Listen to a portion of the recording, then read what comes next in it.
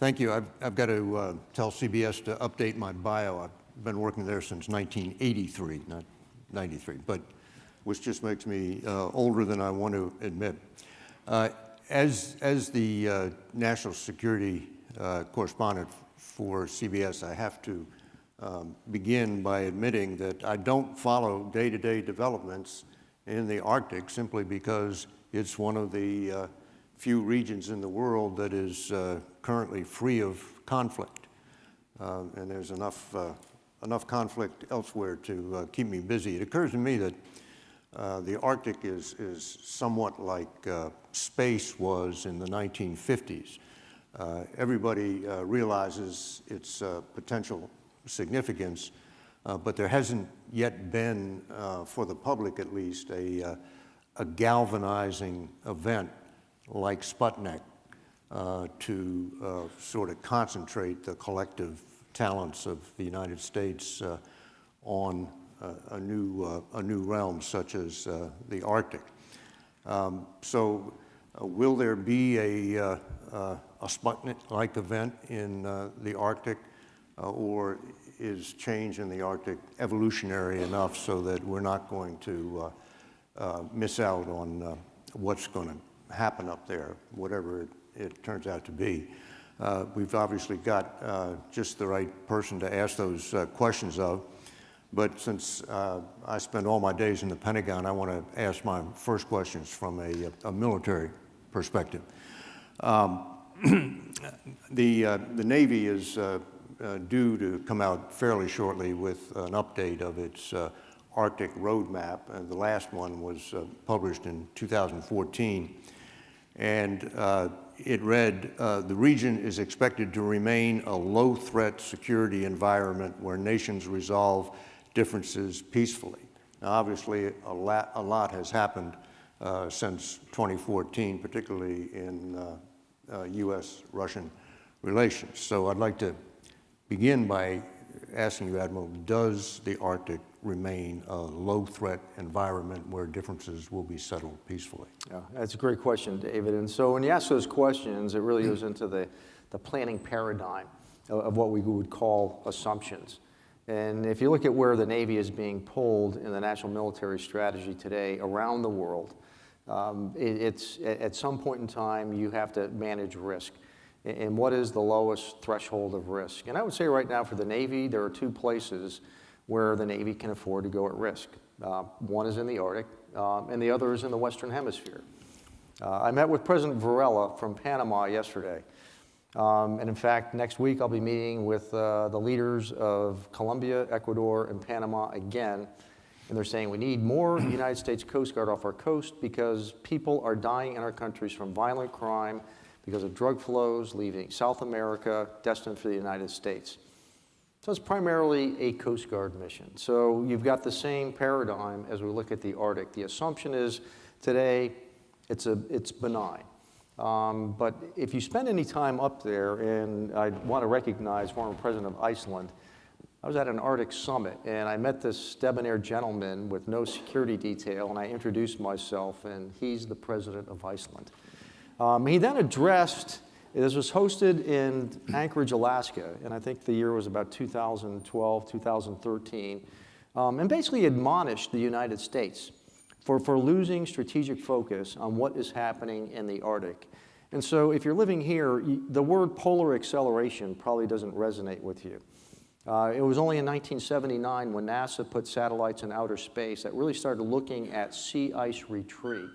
And so that data point is very limited in nature, and we can certainly measure the rise in ocean temperature, and what is filling that vacuum right now is human activity. So what is that activity going to look like in 20 years? The change, I would say, if you use evolutionary and Sputnik in the same sentence, a Sputnik is a black swan event. What if it's the cruise ship's Crystal Serenity? It runs aground on an uncharted object, and you have the equivalent of the Titanic sinking. That was in 1912. To this day, the Coast Guard continues to fly the International Ice Patrol after that horrific loss of life of a cruise ship. So we have more of that activity filling the vacuum. Rich oil and gas reserves are up there. Today, oil trades at $42 a barrel. So if you look at oil and gas, about 33% of the world's gas, about 13% of the world's oil is up in the Arctic. Maybe it's locked in right now, but is it going to be that way for perpetuity, or does oil reach a price point where it's now profitable to harvest again? And for the United States, we have explored the extent of our outer continental shelf. It's the size of the state of Texas. And about half of all of those oil and gas reserves are really within our sovereign rights to exploit. But we have not ratified the Law of the Sea Convention. I think we really need to start there and abide by rules of behavior by ratifying the Law of the Sea Convention, state what is rightfully ours, and recognizing there are significant competing claims in the Arctic, to include Russia claiming all the way up to the North Pole. So how is that going to look like in 10 or 15 years today? So you've got an assumption that it's a low threat, but when you have a Sputnik event and you can't evolve quick enough, and then you find yourself on the strategic sidelines as we've abdicated a region where there may be contesting challenges in this domain. So we've got about 15 minutes, and I want to take as many questions as possible from the audience. So while everybody's lining up behind the mics, let me just follow up with that. What is the Coast Guard's current capability to do search and rescue in the Arctic? Yeah. So I'll take you back 40 years. And 40 years ago, you would have seen Ensign Zukunft sitting here. At that point in time, we had 7 icebreakers in our national fleet. Today, we have 2. And one of those was a brand new ship 40 years ago, and now it's a 40-year-old ship. It's as old as I am. Actually, it's older. I got a head start. And then we have a medium icebreaker. So this is an area where we have not paid attention to in terms of where do we invest as an Arctic nation to be able to be a strategic player in this domain. And quite frankly, David, we have not made those investments, and the time is long overdue. So where did the U.S. sort of lose lock on the Arctic? If they had those icebreakers 40 years ago, but now we're down to this one old 40-year-old one and a mothballed one. It really begins with, what was our strategic framework for the Arctic? And it wasn't until several years ago where we actually codified a strategic framework for the Arctic region. We had already written a strategy for the Coast Guard, but if you live in this town, you can write strategies. They're like dead cats. You can swing them around and they don't hit anything. It better connect to something. So in this case, we want to make sure that we connect to national policy in the Arctic. So the epiphany was really, we have an awakening at the national level that we have got to pay attention to what's happening in the Arctic. And it's not just about scientific support. It is domain that has opened up. And what is our strategic approach? Is it going to be the next military campaign? Or is it going to be working among Coast Guards, looking at rising sea levels, northern migrations of fish stocks, where we have today 3 billion people subsist on protein as their source of fish. China has a distant water fleet of 20,000 ships, will go anywhere in the world to harvest fish. Now, we have a moratorium not to fish up there. That's a great piece of paper, but that's all that it is. So if we've got paper policy with nothing to back it up, we are long overdue to put our best foot forward and actually have the means to implement some of these policies. Okay. Do we have somebody at the mic there? Admiral, my name's Peter Humphrey. I'm an intel analyst and a former diplomat. I'm wondering if things are progressing in such a way that we will reinvigorate hydrophone arrays in Arctic waters and maybe even look toward a port that can handle submarine operations in those waters. Or are those just pie in the sky wastes of money? What's your opinion on those investments? That'd probably be a good question for the CNO to answer, especially with our submarine fleet. And by the way, I did call him Saturday as soon as I heard about the USS Fitzgerald tragedy. When I called him, he was packing his bags to be out there to grieve with those families. But another point, if you want to talk about remotely operated vehicles. About 5% of the Arctic, and maybe it's slightly less, is chartered to what we would call 21st century standards. And I approached Google with this challenge of how do we map and survey the entire Arctic region as sea ice retreats, because many of these waters have not been surveyed. And if they have, you're dating back to the era of Captain Cook. You've got seismic activity, the seabed shifts, and so there's a lot of unknown out there. So first I would look at, what is the survey data? And this is to our colleagues from Iceland. I was on the Icelandic Coast Guard vessel Thor. Thor, that's a great name, by the way. It's a sea god. First of all, the captain of the ship has got over 58 years of sea duty serving in the Arctic. He's an old salt. But I looked at the datum on his charts, and they were dated 1912, when Ernest Shackleton was hanging out in the Endurance.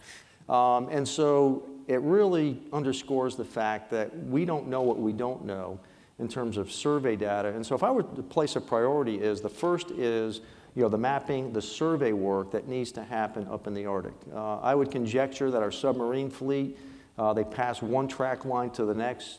We didn't hit anything. This is a safe route, but you have more and more activity going up there. And so that would be the first place I would look at. And then obviously, a deep water port is lacking. So if this becomes the next Suez Canal, the shortcut to Europe between Asia, what is lacking is a deep water port that can do intermodal work, especially within the containerized fleet. And so we're working with the Army Corps of Engineers. In fact, we're required to look at potentials for deep water ports up in Alaska. There are two in particular that may be appealing to the commercial and military fleets, Port Clarence and also in Nome, Alaska. But we're doing a study with the Army Corps of Engineers on that right now, mostly on the commercial, on the Coast Guard side, but not so much on the submarine front. Thank you. Thank you. So I can give you the Navy's answer to your question, because I have it here from their roadmap for the Arctic from 2014. They said there will be low demand for additional naval involvement in the Arctic. Therefore, current naval capabilities are sufficient to meet near-term operational needs. Doesn't sound like they're looking to open a sub-base in the Arctic. Do we have another question there? I have a question I'm over sorry. here. Yeah, Augustus Salzona, a strong, loyal supporter of the President of the United States. The question is this, in light of renewed interests and, I guess, priority in terms of the international war on drugs, or war on drugs here in the U.S., and in light of the probability that as the Coast Guard and our other forces start cutting off the lines of supply of drugs into this country, is there a possibility, or a reasonable possibility, that the drug industry will be able to find other routes, such as going north or coming through the north? Yeah, great question. We had a high-level meeting in Miami just a week ago, from Thursday, talking about some of the very challenges. So it's all, I would view this as counterinsurgency. In this case, the insurgency, it's not an ideology. It's all about greed and money. And where do you get the best return on investment? So here's the business plan. If you are a coca farmer in Colombia, you can produce a kilo of cocaine, and I won't even get into the opioid because that's even more concerning, for $2,000. You can sell that in New York for $20,000. You can sell it in Europe for $80,000. You can sell it in Europe for $200,000. I don't know what the market is up in Alaska, but I'm not sure how many people have that kind of disposable income, that can pay, $50,000, $60,000, $70,000 for a kilo. Or do you go the other way and say for $10 you can get a hit of heroin and then laced with fentanyl? So the real problem for the United States is we try to get in front of the flow, is what are we doing behind to deal with the demand signal we've got in the United States? And that, to me, is the number one problem. I met with the president of Honduras last week, and I said, we're caught in a crossroad. I'm right next to the number one producer of drugs, and on the other side is the number one consumer of drugs, and that is the United States of America. And so when we look at violent crime and why people send their children with human smugglers to take refuge in the United States, we bear a burden of responsibility for all of that is happening because it is our consumption that really is what is driving this train right now. So is the potential there? If there's a dollar to be had, absolutely. I've been out to Little Diomede several years ago, and I saw residents out there that were laced out on methamphetamine. There are no meth labs out there, so there's a means to an end, and it really is about this profit incentive. People will sell their souls to apply their trade. Thank you. Thank you. Go ahead. Thank you, Admiral. Steve Keating from Georgetown University Institute for the Study of Diplomacy. First, a comment and one question. The comment is the great value the Coast Guard does. You talked about the Sputnik event. There's so much that people do not see what the Coast Guard does in terms of preventing hazards at sea. So great kudos to the Coast Guard for having such a systematic and an intelligent-based safety of life at sea program through your publications like Proceedings, et cetera. So here's my question. You mentioned the need for surveys. You mentioned the large area the Coast Guard has to patrol. Is there any thought of perhaps partnering with the indigenous peoples of Alaska to kind of leverage an Alaskan auxiliary for search and rescue and or disaster prevention in the American Arctic? Yeah, well, that's a great question, and we're really at the threshold of that. So right now we're in the process of standing up a squadron of H-60 helicopters in Kotzebue. We were doing that out of Barrow, Alaska several years ago when Shell had over 22 ships, several thousand oil workers going back and forth. And it would be perceived as a little bit disingenuous on the part of the Coast Guard of we're only there to save oil workers and big oil. Meanwhile, we've got these umiaks are having to go further and further offshore as sea ice retreats to get their quota of mammals for subsistence living. So we're already out there already. We have a strong outreach with the indigenous communities. We made the mistake of everyone should wear a life jacket. We gave them bright orange life vests. Well, if you want to repel what you're trying to eat, put on an orange life vest. We gave them white ones. And simple messages, reaching out to the schools as well, that kids don't float. And obviously, I mean, this is very frigid temperature. But we're trying to move a culture along. In fact, even when they looked at more humane ways of taking a whale. In fact, a whale gives itself to the community.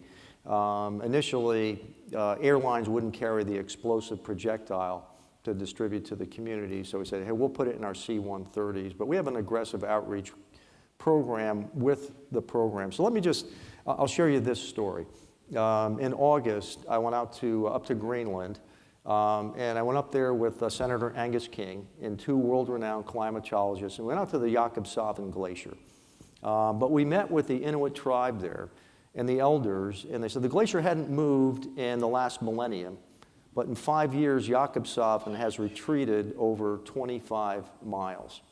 In fact, on our flight out there, it looked like the unbridled Colorado River in the United States, except instead of flowing into the ocean, it goes down a deep hole called a Moulin. Disco Bay, that would be frozen year-round, is now open year-round, and what they would use as a conveyance with sled teams requires a boat. So when you ask them what is happening in their world, the world is changing very fast. So much as sea ice retreats, Earth is exposed, rare metals exist, and China has taken a very keen interest in those rare metals. So a lot of this is happening, not evolutionary in Darwinian terms, but it is happening almost in Sputnik terms. So we're almost out of time, but let's take one more question here. Okay. My name is Jessica Shadian, CIC and Bill Graham Center from University of Toronto. My question comes back to this flying dead cat scenario I can't seem to get out of my head. But it's kind of going back to like how do you get kind of the financial ear of the White House aside from perhaps the Serenity sinking? And I'm wondering if there's anything, if maybe you can comment perhaps on the idea of strengthening collaboration with Canadian Coast Guard and also your thoughts on the Arctic Coast Guard Forum and how that might serve as elevating the role of the Coast Guard in the Arctic. Yeah, I would just categorize that our relationship with my dear friend Jeff Hutchinson, who's just taken over as commissioner after Jody Thomas, we have had a long-standing relationship with our Canadian partners. In fact, when we're doing survey work up in the Arctic with the Louis and with the Coast Guard Carter Healy, we do exchange of information, exchange of shipwriters, full transparency of some of the survey data taking place. We're looking at the Diefenbacher design. Is that something that we can bring in-house and then modify into a heavy icebreaker within the United States Coast Guard? On the Great Lakes, we have an agreement there. If one of our icebreakers breaks down, Canada will help break out our ports, and vice versa. If one of theirs, we will help them as well. So complete synergy with Canada as we look at all things Arctic. I would say the biggest challenge we have right now, and I'll go back 7 years ago. I was the on-scene commander for the Deepwater Horizon oil spill. And with all of the science that we have in the Gulf of Mexico, we didn't have enough information to know whether it was prudent to use more dispersants to prevent oil from coming into the wetlands and what the effect would be throughout the food chain in the Gulf of Mexico. I would say we were light years ahead of what we knew about Bethnics and science in the Gulf of Mexico, and we're still just scratching the surface up in the high latitudes. The sharing of information, scientific information, that really doesn't have the sovereignty stamp on it. It was in everybody's collective interest. So I would just continue to advocate, and I know the Arctic Council is advocating for that as well. And I'll just close by saying, the Arctic Council is really more policy, focused, but then how do you implement policy? And that is really through the Arctic Coast Guard Forum. And so when Canada handed off the chair to the United States, we saw that as an opportunity to really move out and create this Arctic Coast Guard Forum. And can we fill this vacuum of the Arctic, first and foremost, with Coast Guards of the Arctic nations and not make this the next, Battle of Midway scenario? And that's really the direction that we're trying to move in right now, but really in lockstep with Canada. Thank you. Well, thank you, Admiral. I think that is the end of our Q&A session here, and we're going to go to a panel now. Is that right?